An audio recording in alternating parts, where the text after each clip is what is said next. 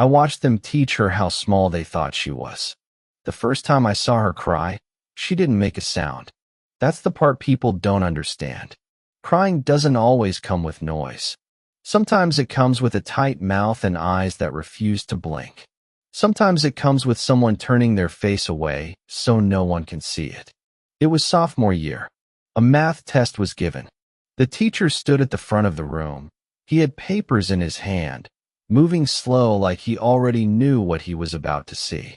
When he reached her desk, he paused longer than usual. He sighed. Not loud, just enough. "This might not be your strength," he said. People laughed. Not everyone, but enough.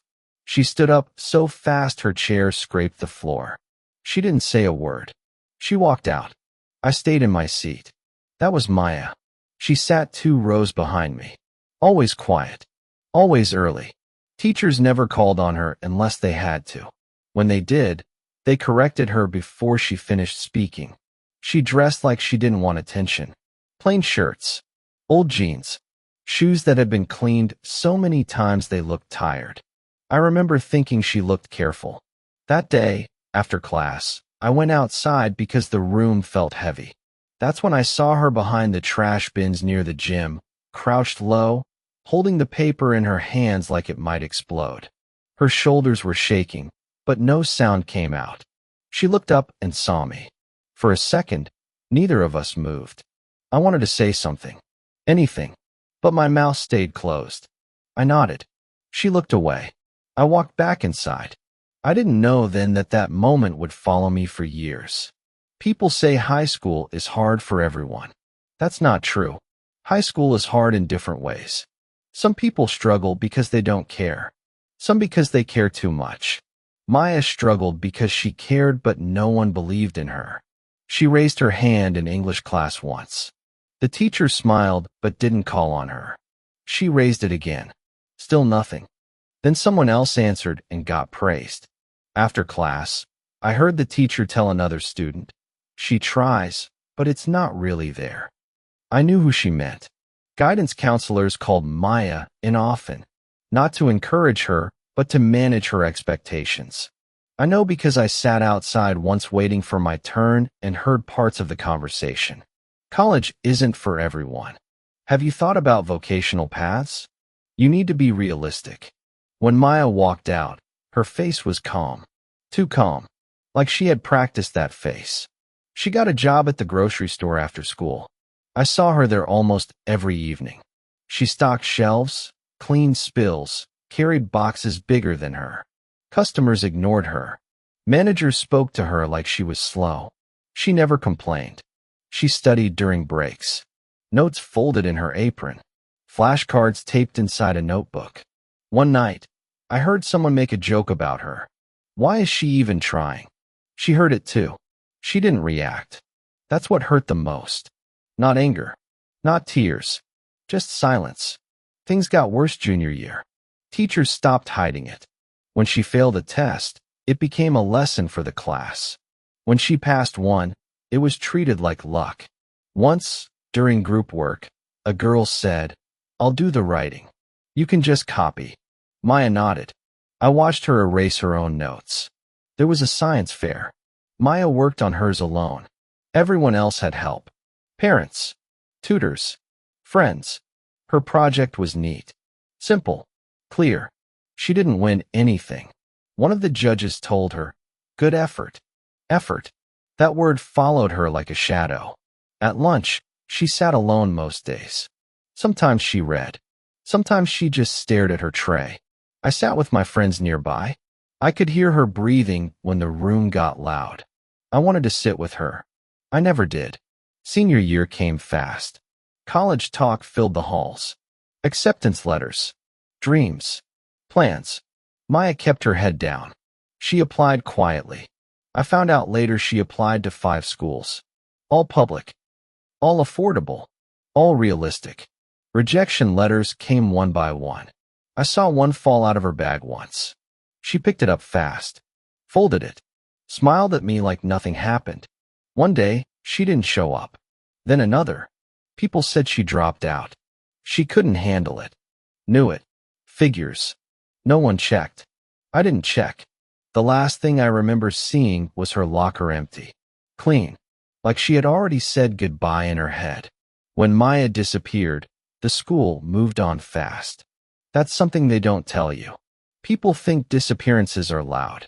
Announcements. Panic. Questions. But most of the time, it's quiet. Someone stops showing up, and after a week, their name is said less. After a month, not at all. Teachers didn't mention her again. Her desk stayed empty for a few days, then someone else took it. Her name stayed on the class list until the semester ended. Then it was gone. I graduated that year. I remember walking across the stage and thinking about her locker. I remember wondering if she was somewhere watching, or if she had already stopped caring. Life didn't pause. College started. People changed. New faces replaced old ones. And Maya became one of those stories people tell when they want to feel better about themselves. Remember that girl? Yeah, she dropped out. She just couldn't keep up. I nodded along. That's the part that still hurts. I nodded. Years passed. I went to college. Then work. Then more work. Life filled up with noise. Bills. Deadlines. Small wins. Small losses. Sometimes, though, I saw her in strangers. A girl on the bus reading during a loud argument. A woman working late at a store with tired eyes. Someone walking fast like they didn't want to be seen. Every time, my chest tightened. I searched her name once. Nothing came up. No articles. No posts. Nothing. It was like she had been erased clean. I told myself that meant she was fine. That's what people do when guilt gets uncomfortable. I ran into her by accident. 5 years after graduation. It was a small coffee shop near the bus station. I was there early, scrolling on my phone, half awake. Someone bumped into my chair and apologized. I looked up. It took me a second to recognize her. She looked older. Not in a bad way. Just heavier. Like life had added weight instead of years. Her hair was pulled back tight. Her hands were rough. Her eyes still avoided people. Maya, I said. She froze. Then she smiled. Small. Careful. Hey, she said. That was it. Just hey. Like we had last spoken yesterday. We sat down. Awkward at first. Talking about nothing. Weather. Work. The city. She worked 2 jobs. Cleaning offices at night. Stocking shelves early mornings. She rented a small room. She sent money home when she could. She never mentioned school. I didn't ask. Finally, I said, you disappeared. She stirred her coffee. Slow. I didn't disappear, she said. I just left. Her voice wasn't angry. Just tired. I asked her why. She thought for a long time before answering. Because staying was killing me, she said. She told me about the counselor meeting where they told her college wasn't realistic. About the teacher who laughed when she asked for help. About the day she walked out and realized no one followed. I figured if no one cared whether I stayed, she said, then it didn't matter if I went. She left school and worked full-time. Saved what she could. Failed at things. Tried again. Failed again. I was bad at a lot of stuff, she said. But I wasn't lazy. I just didn't know what I was good at yet. That line stayed with me. She didn't ask about me much. When she did, she listened more than she spoke. When we stood to leave, she hesitated. I didn't expect you to remember me, she said. I didn't know what to say. I watched her walk away. This time, I didn't pretend it didn't matter. After that, we ran into each other sometimes. Never planned. Always brief. Each time, she seemed a little steadier. Though still struggling. Still tired. But not broken. She started taking night classes. Just 1 at first. Then 2. Failed 1. Retook it. I don't mind failing now, she told me once. It doesn't feel like proof anymore.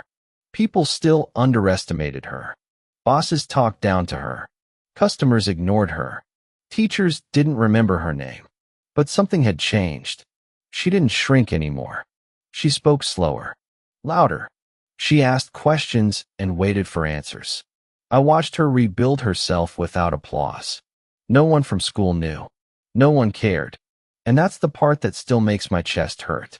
The same world that told her she was nothing wasn't there to see her stand back up. The last time I saw her before everything changed, she was sitting alone at a library table, surrounded by books. She looked up and smiled. "I think I finally know what I want," she said. I asked her what it was. She closed the book and said, "To never let anyone decide my worth again." I believed her, but I still didn't know how far she would go, or how wrong all of us had been. The first time I saw her on a screen, I almost missed it. I was scrolling through my phone on a lunch break when a short video played. It was muted. A woman stood in front of a small group, pointing at a whiteboard. The room looked plain. No stage. No fancy lights. I stopped scrolling. The woman looked familiar. Same posture. Same eyes. Hair pulled back tight. It was Maya. I turned the sound on. She was explaining something about supply chains. About waste. About how small systems fail people who already have nothing. Her voice was calm. Clear. Confident. Not loud. Not begging for attention. People in the room were listening. Actually listening. That felt strange. The caption said she worked with a local nonprofit helping small businesses in poor areas stay open. Nothing flashy. Just results. I watched the video 3 times. I realized something then. She hadn't become loud. She hadn't changed herself. Rather, she found out how to use her voice. A few months later, her name showed up again. This time in an article. A small one. Local news. About a program that helped women get steady work without debt traps. Maya was mentioned near the bottom. Not the headline. Not the focus. But she was there. I sent her the link. She replied hours later. Didn't think anyone would notice. I typed back, I did. She sent a smile emoji. Just one. She didn't suddenly get rich. That's important. She didn't move into a big house or start posting fancy pictures. Her success looked boring to people who don't understand struggle. She got stability. A job that paid her on time.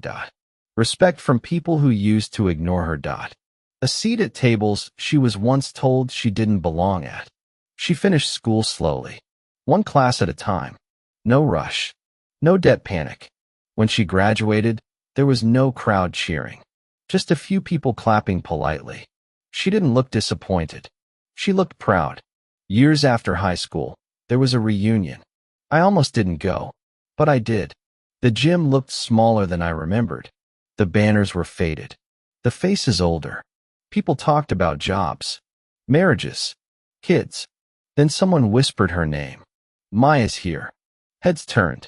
She walked in wearing simple clothes. Clean. Fitted. Confident. Not trying to impress anyone. Some people didn't recognize her. Others did and looked confused. One of our old teachers approached her, smiling too wide. "I always knew you'd do well," he said. She smiled back. Polite. "I don't remember you saying that," she replied. Not rude. Just honest. The room went quiet for a second. Then people laughed nervously. I stood there watching something I didn't know I needed to see. Someone who had been ignored now being listened to without asking for it. Later that night, I asked her how it felt. She thought about it. "It doesn't feel like winning," she said. "It feels like breathing." That made sense. She didn't want revenge. She didn't want applause. She wanted peace. She told me she was mentoring kids now. Ones who reminded her of herself. Quiet. Smart. Overlooked. "I don't tell them to prove people wrong," she said. "I tell them to stay alive long enough to prove themselves right." Today, when I see stories about success, I think about her. Not because she became famous, but because she survived being unseen. Because she kept going when no one was watching. Because she built something real without permission. I was there when she was ignored. I was there when people laughed. And I was there when they finally listened. That's why I tell this story. Not to praise her, but to remind you that the people you overlook are often the ones doing the hardest work. And sometimes, the strongest person in the room is the one who stayed quiet until they didn't have to anymore. If this story meant something to you, Remember this: not everyone who is quiet is weak, and not everyone who is overlooked is behind. Some people are just building in silence. If you're in that season right now, keep going. Your time does not need permission to arrive.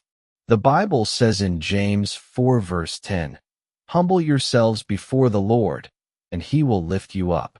That promise is not about speed. It's about timing, and it has never failed. If you believe stories like this deserve to be heard, subscribe to the channel. You're not just supporting content, you're supporting voices that were once ignored. I wish you strength, peace, and steady progress in this new year. Wherever you are, don't give up. Your story is still unfolding.